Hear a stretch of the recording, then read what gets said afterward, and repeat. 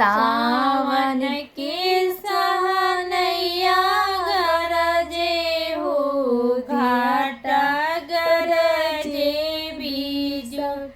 सावन के सहनैया गरजे हो घाटा गरजे बीजा। पपाया गेवा माँ गरजस हो धिया भैली से।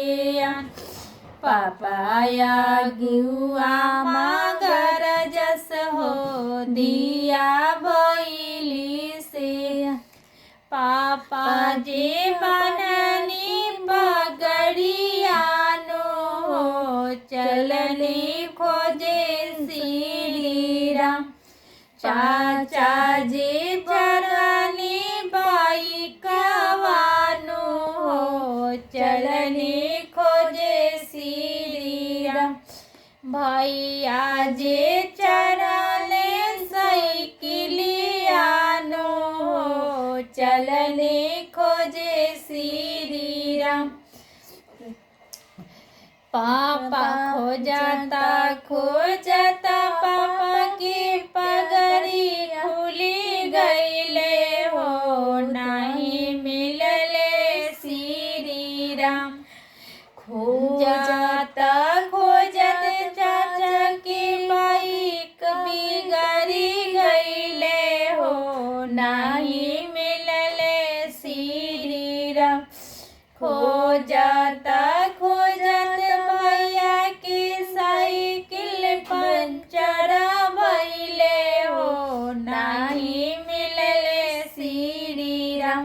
वहाँ से चाचा मोरा घरे अइले हो थाकी गईले पाओ। वहाँ से भैया हमारे घरे अइले हो थाकी गईले पाओ। वहाँ से पापा हमारे घरे अइले हो थाकी गईले पाओ।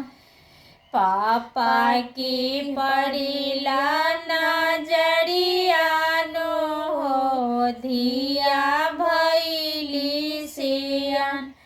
चाचा के पड़ीला नजरियानो हो धिया भैली सियान।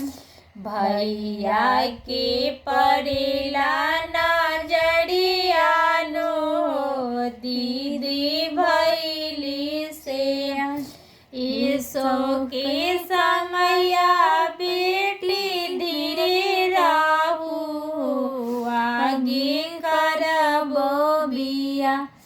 ईसो के समया बहनी धीरे राहु आगे करबो बिया। पातर खाता हमार पातर के हमर जब हमार